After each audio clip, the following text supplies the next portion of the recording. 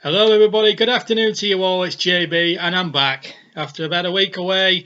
I am now back getting ready now for the new football season, which starts in just over 2 weeks' time with the Charity Shield match, the Community Shield match. Before then, it's the start of the Ashes and a bit of stuff to look back on. So I'm glad to be back, and I'm going to make some early.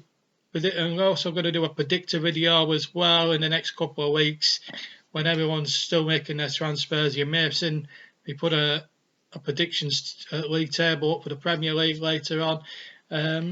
Yeah, so that's all coming up. I'll get to the football in a minute. I just want to give you a progress report on what's been happening in the last week. As you all know, and sent you a video about a week ago saying I wasn't going to be on for a week. I've been busy resting and sleeping after my operation, my abdominal operation. I'm very disappointed, however, that two people disliked the video, which is a little bit disappointing, really, because it's sometimes you can't expect me to keep going like a Duracell bunny, churning out video after video. Sometimes I need to take a break. And I had an enforced break for health reasons. I am very disappointed at two people that actually took the opportunity to actually dislike a video. In fact, I'm just going to check who actually what my situation is, because I'm really disappointed, because I thought people would actually support me on this one. I really do. I know the hardcore guys. I know you obviously support me and all that. Yeah, it's still two dislikes, and I'm disappointed about that, because you don't expect. I mean, it's your preference. I mean, I'm not going to moan about it for the sake of moaning's sake. But I know everyone. I know Sue, who I've just written back on my Facebook companion page, and Russ have always wished me a very good recovery. So those two are completely blameless. I just can't understand why two people would want to dislike it, because it's if that particular last week or so it's affected my health. So I had to have the operation. I've had to have a week off. I can't just get back with stitches in my belly and just start making YouTube videos. It just doesn't happen. But to those who wish me well, the good luck messages here on YouTube and everything else, thank you very much. It is appreciated, and I know a lot of you would have got in touch. I know you've had your own agendas and that, so I completely understand. But I'm really disappointed that two people disliked last week's video, which was relatively disappointing. Anyway, that's the negatives out of the way. Now the positive. The operation went fantastically. Was in Burnley General. Got there about 7:00, 7:30, 7:30 in the morning. I was in theatre, I think, by about 8:45. Had my operation, which took about 2 to 3 hours, I think, something like that. I mean, basically, I went into theatre, got knocked out, and then the next thing I knew, I was in a little bit of a discomfort waking up about 3 or 4 hours later. I thought it was about 10 o'clock in the morning. It turned out in reality it was 1 o'clock in the afternoon, which was quite surreal, really. But because you don't really. And obviously, I had the after effects of the operation to come back with. Was on painkillers for at least 4 or 5 days this week. I'm off them now. The stitches and the scars are healing very nicely now.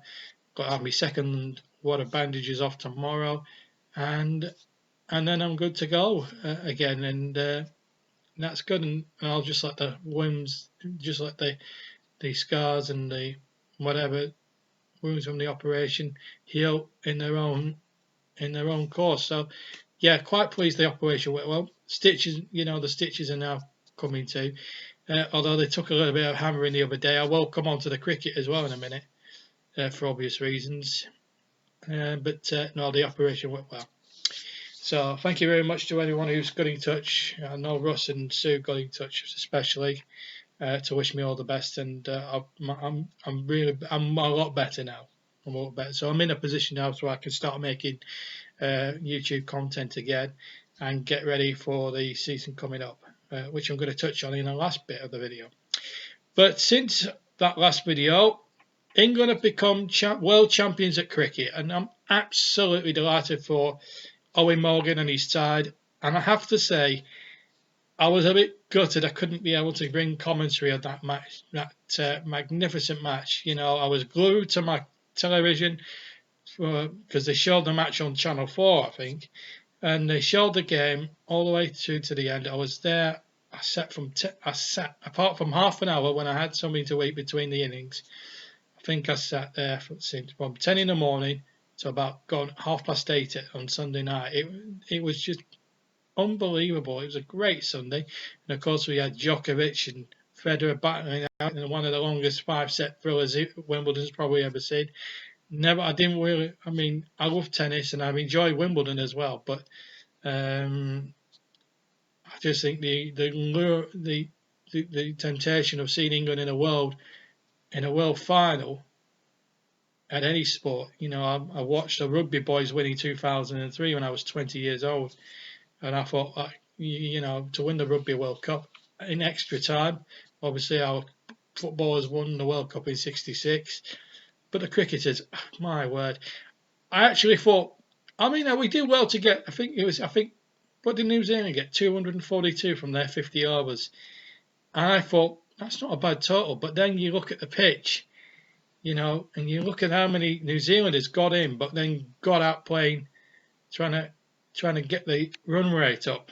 You know, very slow.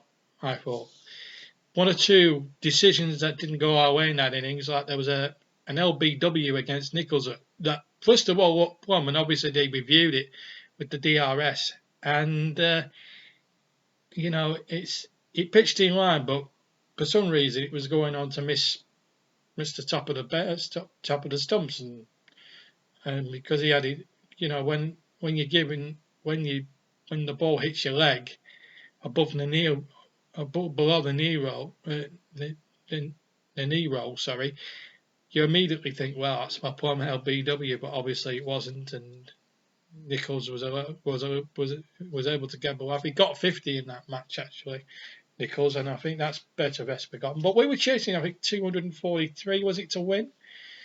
So it wouldn't, you know, we kept them down to 250. I think if it had been 250, we would have. If New Zealand had got 250, I think we'd have lost the game. You know, Roy got away with an LBW at the start, Bairstow, and it was heavy weather really. Roy got out, Bairstow chopped on the stumps. Root didn't last too long, and it was going horribly wrong. And it was just one of those things. Have England peaked far too soon? Is it just one of those same old stories where we get into a great position to win a cricket match and we end up collapsing? And then Ben Stokes and Jos Buttler, what a partnership they put on. They must have put on over 100 for that fifth wicket or whatever it was. It was just unbelievable stuff. Ben Stokes initially controlled the innings. He was sort of like, you know, going about his business, very dignified. Jos Buttler was trying to score as many as he could. He scored 50. Ben Stokes, in fact, ended up making 83, not out. But when Buttler when Buttler was caught, I thought that's it. You know, I think we've lost it. And then all of a sudden, it seemed a case of were they going to run out of partners? And then in that last over, we needed something like 20 odd, I think, from 6 balls or something. I don't know. It might have been less than that. It might have been 18, I think. Stokes hooked one. And Trent Boult, the bowler, yeah, he took a couple of wickets in the game. I thought it was out because he's hit it down towards the pavilion or wherever it was. And Boult is right by the boundary rope, right? He catches the ball cleanly. There's no doubt about that. He catches the ball clean, but he stands on the boundary rope as he's throwing it back to Martin Guptill, who's backing up as his second fieldsman. And I'm thinking, what's he done there? And in fact, he acknowledges it was a 6, and that was a bit of luck.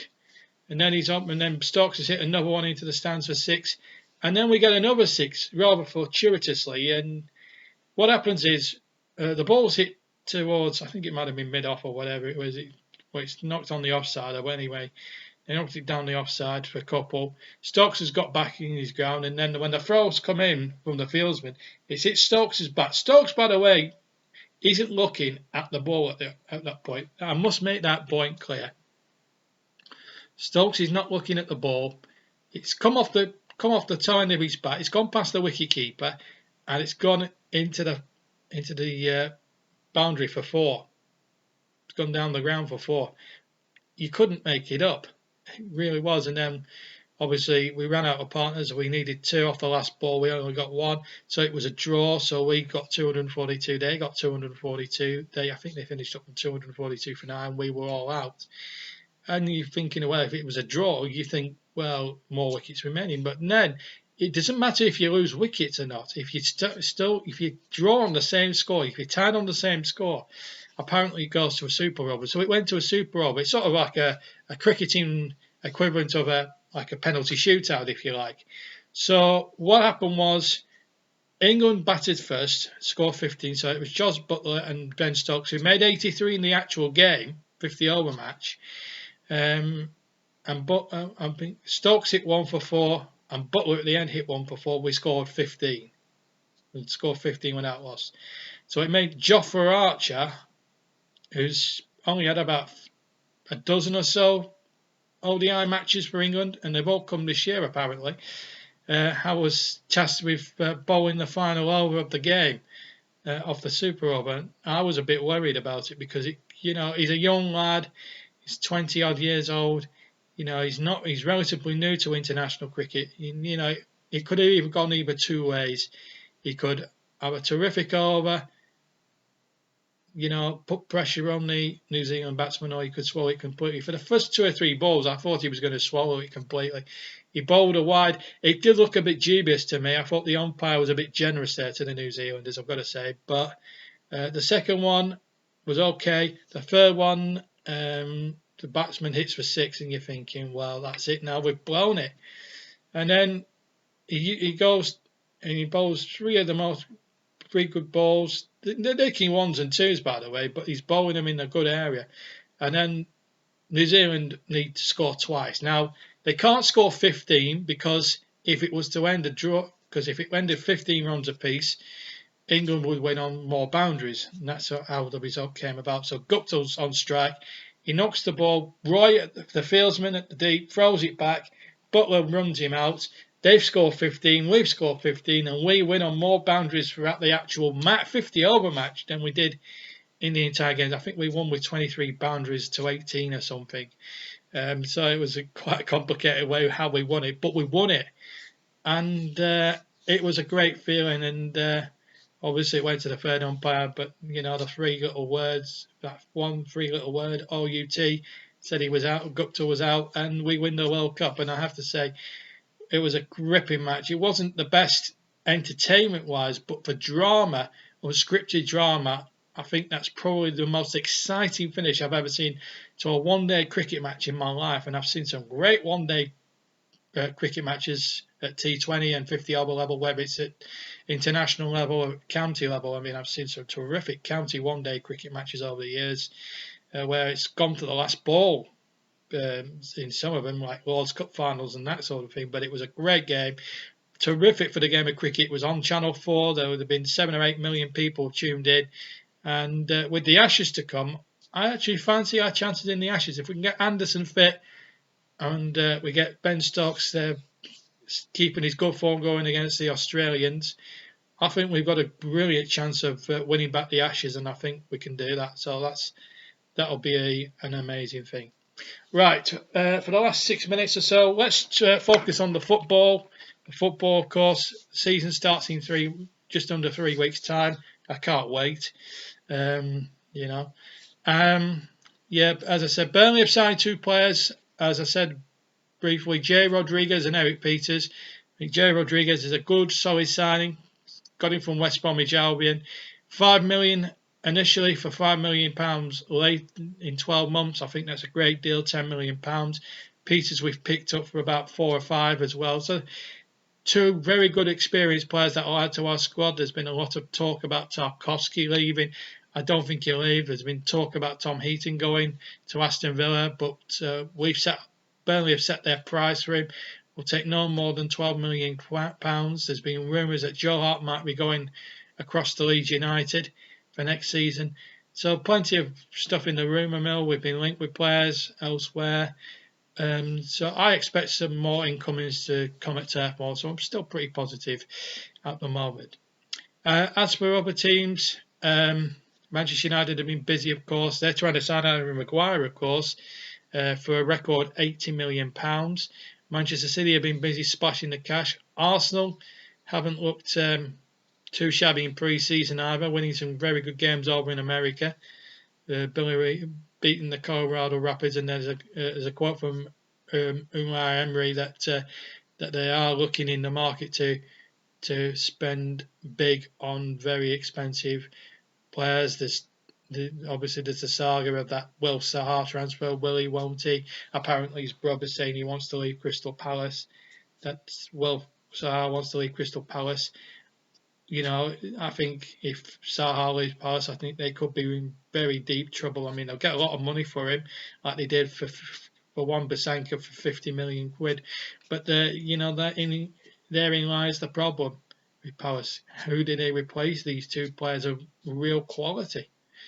I mean, is Roy Hodgson still astute enough in the window? We'll just have to wait and see. But the acid test will be, will Palace hold their nerve and hang on to Will Zaha and just lose Wan-Bissaka? Who knows? And Newcastle team in absolute turmoil on and off the pitch, I'm afraid. Mike Ashley, they've lost Rafa Benitez. I think if Ashley was going to win over the Boo Boys, he needed to keep Rafa there and give him a sizable war chest, but he didn't. He let Benitez run down his contract. They didn't re-sign Solomon Rondon, which I think they should have done. And as a result, the club is in a complete disarray. And to make it worse for them, they've appointed a manager that probably none of the Geordies would want. I mean, Steve Bruce is a Geordie. He's a Newcastle man. Fair play for him to taking the job. He says it's his dream job. Sheffield Wednesday will not be pleased either because, he's walked out the contract, so it's messy at the moment. So obviously, Wednesday will be doing some. There's talk about Sheffield Wednesday suing at the moment Steve Bruce for breach of contract, or Newcastle for not paying them compensation and that. I'm sure both parties will come to a good conclusion over compensation. But I think Steve Bruce has got a very, very difficult job on his hands up there up at St James. I've no doubt about it. I think they've no real striker. They've lost that Alvaron for quite some time as well due to injury. So things really are looking bleak, I'm afraid, at St James's Park. And then there's talk about a lot of the Newcastle fans unhappy with the regime, and you can understand why, actually, because a lot of them are not happy that Mike Ashley's not, he's very indecisive at the moment. Is he selling? Is he not selling? Is he actually going to stay at the club and actually back a manager? I think it's a very sideways appointment, Steve Bruce. I think he's a good, safe pair of hands in a lower league Premier League club, stroke Championship. I think he's a very good pair of hands as a manager. For a club like Newcastle, I'm not sure if he's a good enough manager for them. With the amount of expectation that the fans crave up there, I just find that a very odd appointment. But it helps Burnley in a way because they're one of our relegation rivals. So you won't find me complaining. But I do honestly have a lot of sympathy, though, seriously, objectively, that for the Newcastle fans who deserve better for what the football club is giving them right now, and especially Mike Ashley. He must be one of the most Scrooge-like chairmen in the whole of the Premier League. It must be very, very difficult. Sheffield United have brought back Ravel Morrison from the Wilderness, so he's back in English football. Great player on his day, but a very controversial character, as you well know. It'll be interesting to see. Villa have spent a good few quid on players. Going down the Fulham route, a bit risky from Dean Smith and his boys, but I fancy they'll stay up this year. Norwich, not really seen too much in activity for them. Brighton I'm worried about because they brought in a new director of football. They brought in a new manager, Graham Potter. Is he experienced enough at Premier League level? Should they have kept Chris Hughton? No, I think that's probably a mistake. At the moment, but we'll just have to see what goes on. But a lot's been happening in the world of football, and obviously with the cricket and that. So everything's going well, and let's hope. But let's hope and pray that when the season does start, and what a game it's going to be on August the 3rd when we kick off our season of live commentaries with the Community Shield between Liverpool and Manchester City. I think that's going to be a blockbuster, but you have to fancy just about all the Liverpool Man City for the title at this stage. You're looking at the squad depth. Liverpool, unless they make some 2 or 3 really good signings, top class signings, I think they might still fall way short of City, and it might be a bit more of a one-horse race rather than the two that we had the 2-horse race we had last season. Anyway, it's been great to be back. Fantastic to have you all back with us. 2 weeks away, and then we'll be back in the old routine. I can't wait to get behind that microphone again, and of course we'll bring you all the matches that matter, Burnley matches, all the big Premier League games, Football League, Premier League, FA Cup, League Cup, Champions League, etc., etc. And of course, the next year's Euro 2020, which is actually being played all around Europe, of course, and we'll keep a keen eye on how England doing that as well. Okay then, well, thank you very much for watching. It's great to be back. Hope you're having a terrific Saturday afternoon. I'm just chilling out at the moment and enjoying the last few days of freedom before I get back to the commentary box on August the 3rd. But I hope you're having a smashing day, and I'll see you very soon. Take care. Bye.